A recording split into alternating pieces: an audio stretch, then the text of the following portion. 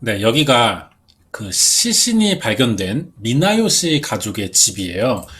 신고대로 지하실에서 세 구의 시체가 나온 겁니다. 이것도 뜯어본 거거든요. 그러자 뭐 아무리 무능한 경찰이라도 이제는 움직일 수밖에 없는 거예요. 스미다 미요코는 그동안 매춘을 했고 금발 돼지 군단과 폭행, 갈취를 해왔지만 이 사건에서 가장 중요한 건 가족 해체라는 범행이죠. 이것도 다른 협박, 갈취나 뭐 비슷하게 시작은 합니다. 먼저 피해 가족을 목표로 정해요. 처음에는 친절하게 접근하죠. 그러다 친해지면은 슬슬 사소한 트집을 잡기 시작하면서 상대방에게 점점 알 수 없는 미안함과 죄책감을 갖게 만듭니다. 뭐 요즘에는 이런 걸 가스라이팅이라고도 부르는데 한마디로 뭐 세뇌 과정이라고 볼 수 있어요. 항상 금발의 돼지 군단들이 옆에 있다 보니까 피해자들은 좀 억울하지만 위압감을 느껴서 제대로 된 말을 하지 못해요. 자기 항변을 못하게 되고 조금씩 미요코의 협박을 양보하듯이 들어주게 됐던 겁니다. 한두 번 들어주다 보면 다음엔 더 심해졌고요. 어느 순간부터는 범죄에도 가담할 수밖에 없는 상황까지 오게 되는 거죠. 예를 들어서 피해 가족에게 스미다 미요코가 돈 내놔, 없어? 그럼 제 거 뺏어서라도 가져와. 이렇게가 되는 겁니다. 가족을 폭행하는 일도 돕지 않으면 자기가 당할 수 있으니 따를 수밖에 없고요. 루이처럼 미요코의 편으로 돌아서는 사람이라도 나타난다면 그때부터 피해자들도 서로를 전혀 믿지 못하는 이런 관계가 되는 거죠. 결국 미요코의 주변 사람들은요, 다 피해자이면서 가해자였던 거예요. 이런 집단 지배 방식은 북한에서 씁니다. 서로가 서로의 잘못을 밝히고 잘못을 반성하게 만들어요. 딱히 잘못한 게 없거나 자기 잘못이 맞아도 내가 처벌받지 않으려면 누군가 잘못한 사람이 나타나야 되거든요. 그러다 보면 거짓말을 하게 됩니다. 내가 피해를 보지 않기 위해서 누군가의 희생이 필요해질 경우 대부분의 사람들은 본질적인 문제를 짚고 넘어가려고 하기보다는 나만 아니면 된다는 생각을 더 먼저 하게 되거든요. 나 혼자 눈에 띄는 행동을 했을 때 따라와 줄 사람이 있을지 확신은 못하지만 누군가 대신 피해를 입어줘야 될 경우에는 내가 안전해지는 게 확실하거든요. 사람은 빠르고 편한 쪽을 계산할 수밖에 없다는 인간의 심리를 이용하는 지배 방식이에요.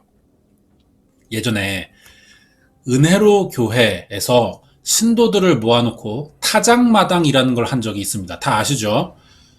가족들끼리 모아놓고 서로 때리게 시키는 건데 이러면 죄책감이 들어요.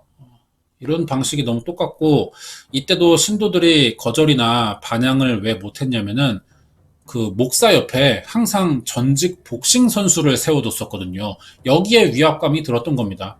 스미다 미요코 옆에도 항상 금발의 돼지들이 있었죠. 자기는 뭐 로얄 패밀리 이렇게 불렀지만 사이비 종교의 체계를 가지고 행동했던 거예요.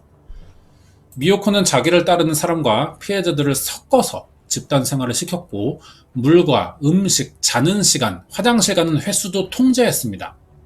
정해진 시간에 정해진 만큼만 해야 됐어요.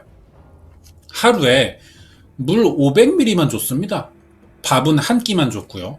컵라면 하나에 반찬 하나, 그리고 작은 밥 공기에 들어갈 만큼의 그 밥 양만 줬다는 거죠. 화장실은 하루에 2번만 갈 수 있어요.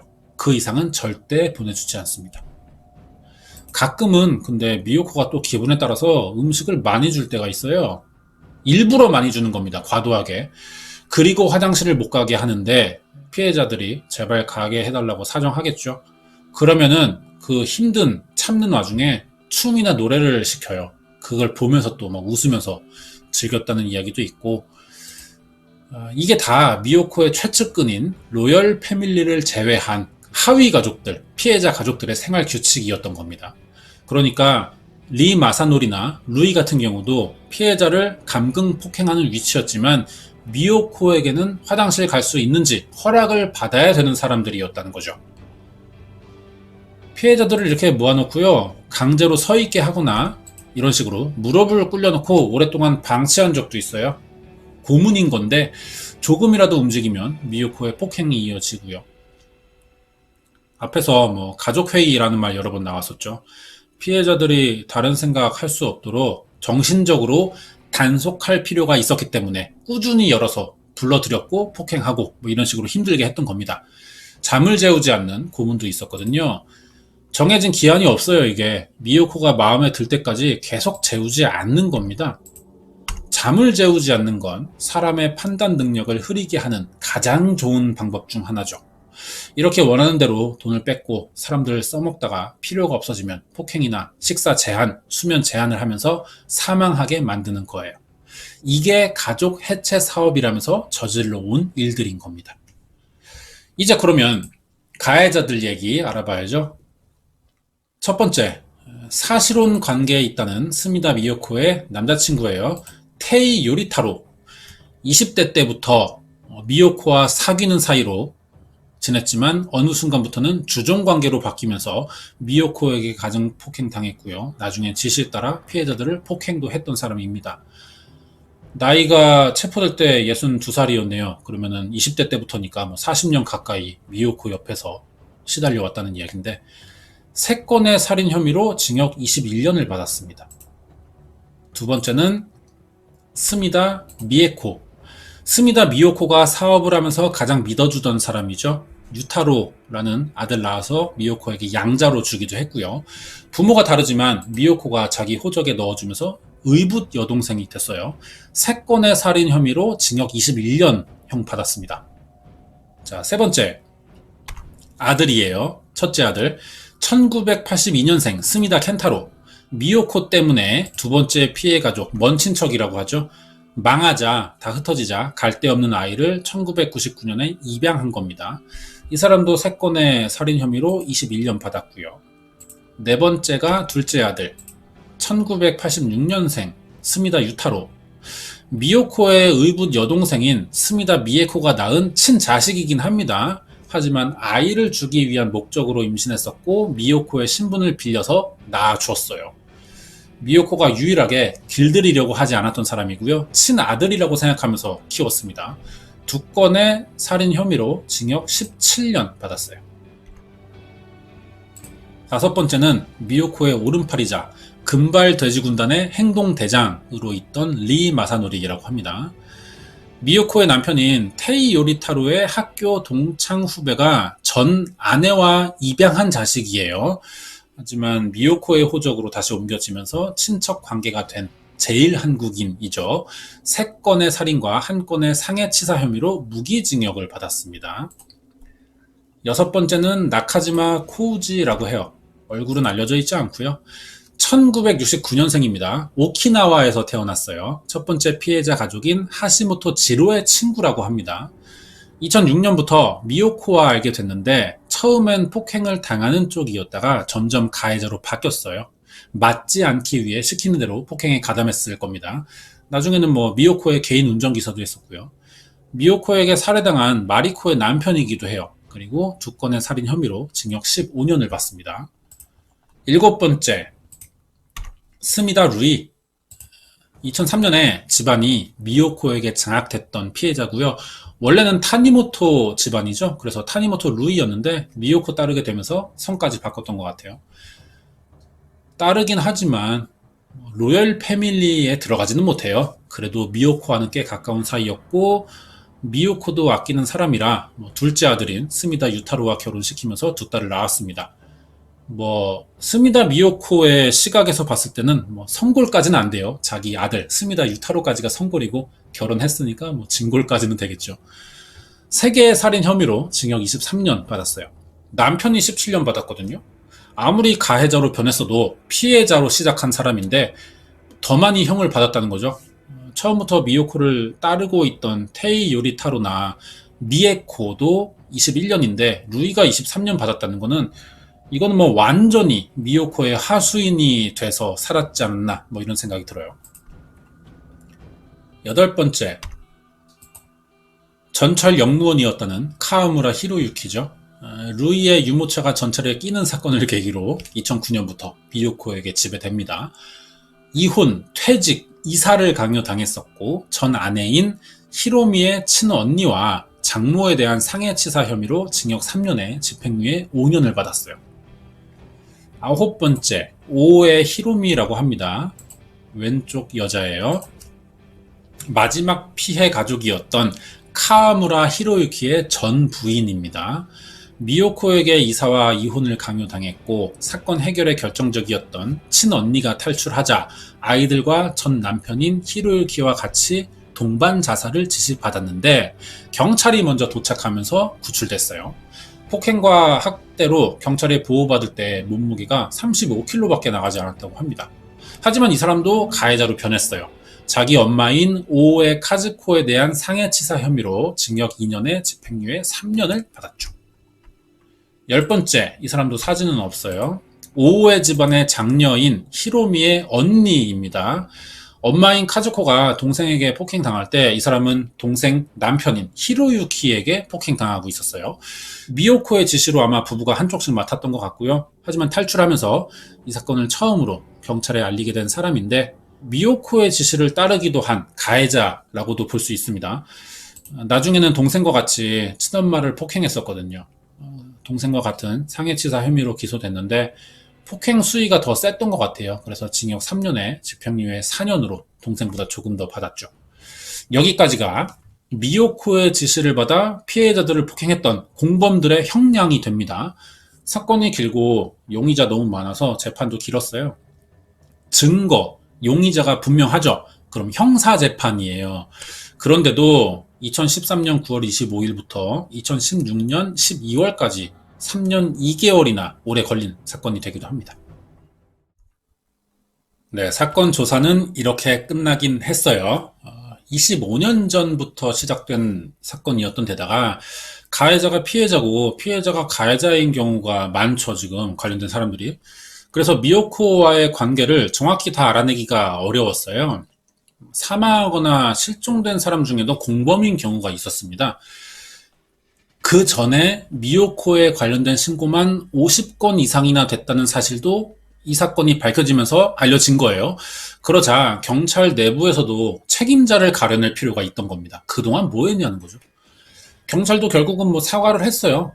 하지만 사실 그 당시는 경찰 입장에서도 이게 쉬운 사건이 아니었다는 겁니다. 사망한 피해자들 뿐 아니라 주변과 이웃 사람들도 워낙 많이 피해를 입었고 피해자 가족들의 사는 지역이 다 달랐다는 거예요. 여러 지역에서 신고가 들어오니까 관할 경찰들이 담당하는 사건이 다 달랐던 겁니다. 무슨 이야기냐면은 스미다 미요코가 저지른 건 맞아요. 하지만 두 번째 피해자 가족이죠. 스미다 미요코의 먼 친척. 이 사람들은 효고현에 살아요. 그런데 미요코와 금발돼지들은 아마가사키시에 삽니다. 드럼통에 담겨서 바다에 유기된 그 하시모토 지로는 오카야마 바다에서 발견됐어요. 마지막 피해 가족인 오우의 집안의 장녀가 탈출해서 신고한 장소는 오사카입니다.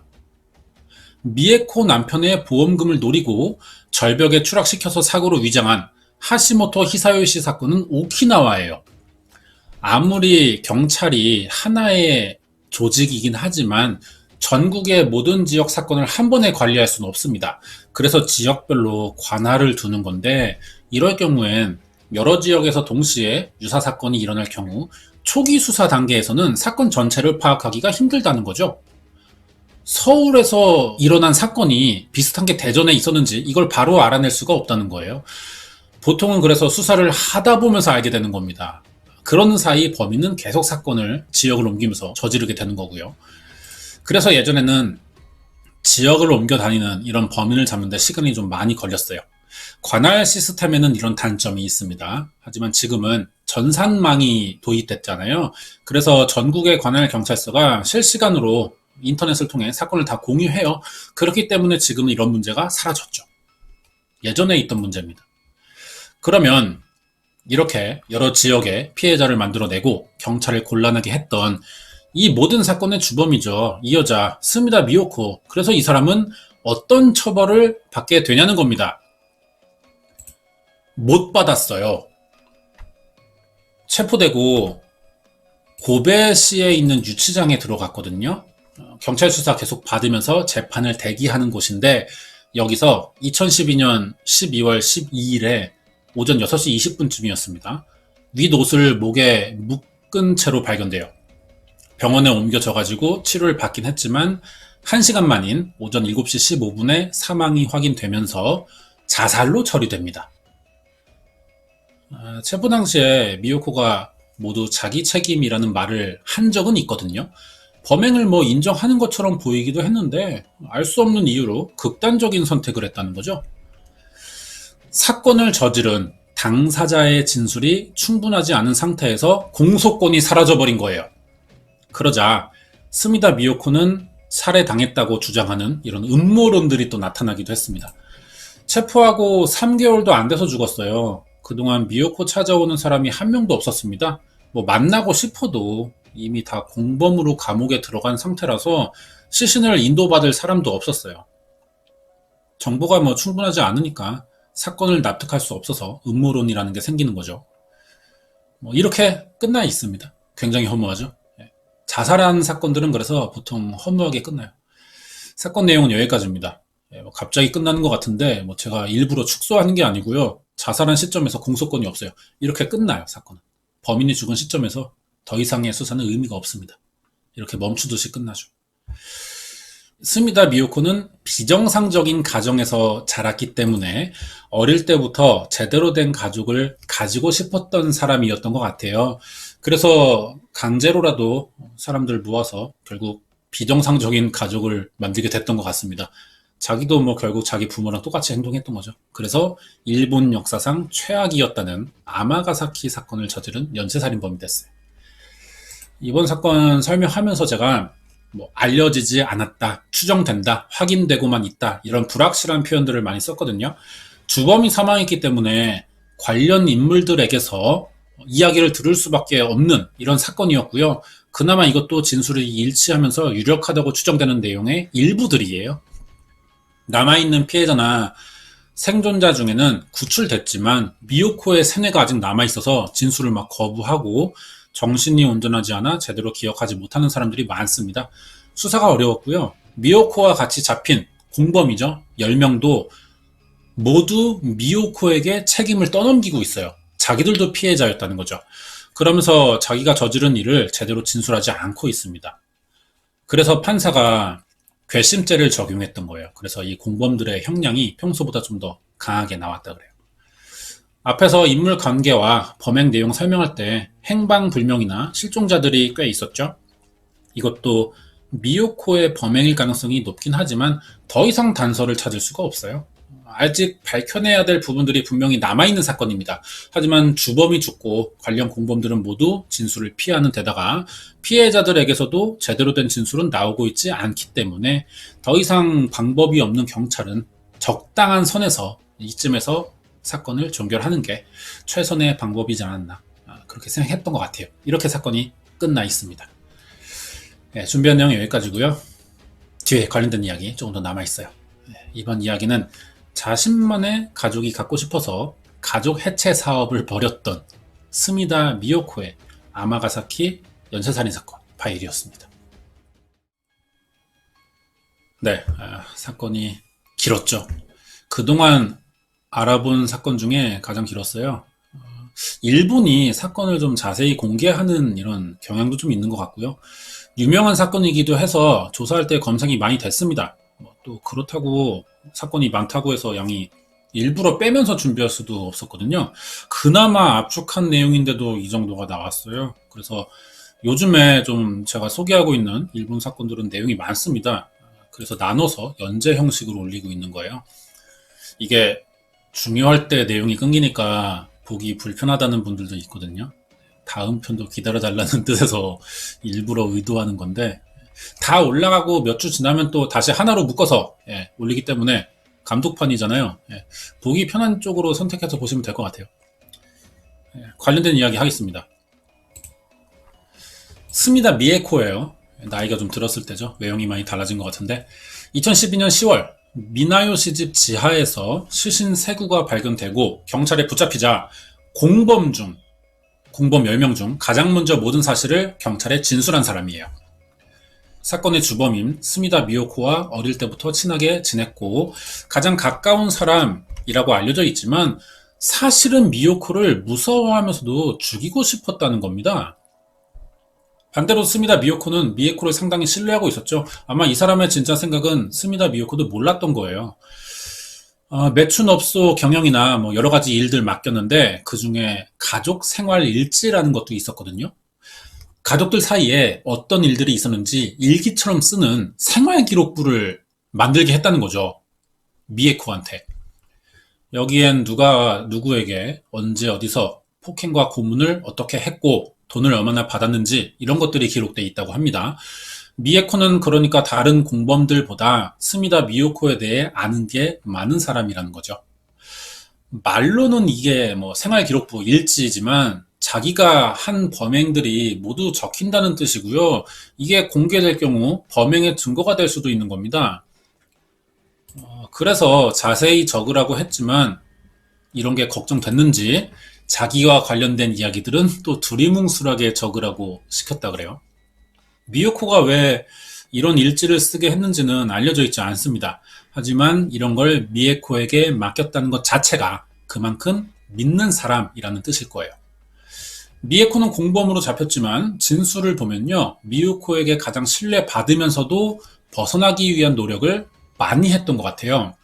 어릴 때 미요코 밑에서 매춘을 하다가 단골 손님과 결혼해서 일을 그만두려고 한 적이 있었습니다. 하지만 미요코에게 방해받으면서 실패했고요. 체포될 때까지 매춘하면서 번 돈 3억 엔과 강제로 결혼했다가 남편인 히사요 씨를 자살로 위장해 죽이고 받은 보험금 7,780만 엔도 다 뺏겼어요. 경찰 진술에서 자기가 낳은 아들을 미요코의 이름으로 병원에 가서 낳은 뒤 줄 때도 사실은 너무 하기 싫었다고 합니다. 그러다 2010년부터 2012년에 살해된 피해자인 미나요시 노리의 연금을 빼앗은 사건이 경찰에 들킨 적이 있다는 거예요. 2년간 7천만 엔 정도의 돈을 미나요시 가족의 통장에서 무단으로 인출해 왔던 건데 이것만 해도 스미다 미요코는 지금 4억 엔 이상을 빼앗은 겁니다.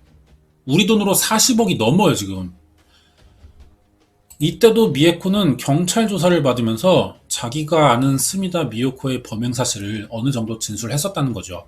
하지만 경찰이 아무것도 하지 않다가 6개월 뒤 세구의 시신이 피해자 지하실에서 발견되자 다시 적극적으로 범행 사실을 밝히면서 경찰 수사에 도움을 주게 됐던 거예요. 그렇다면 결국 매춘도 미요코의 강요와 협박으로 시작했을 가능성이 있고요. 공범이긴 했지만 강제로 결혼도 했어요. 아이도 빼앗긴 데다가 남편 죽이면서 그 돈까지 다 뺏겼죠. 그 결과가 징역 21년이었다는 겁니다. 이 사람도 뭐 한편으로는 좀 억울했을 거예요.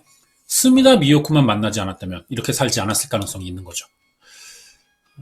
그래도 뭐 가해자기도 하고요. 죗값은 받아야 될 겁니다. 아마 최초의 피해자는 스미다 미요코가 아니지 않나 뭐 이런 생각이 좀 들어요. 여기까지입니다.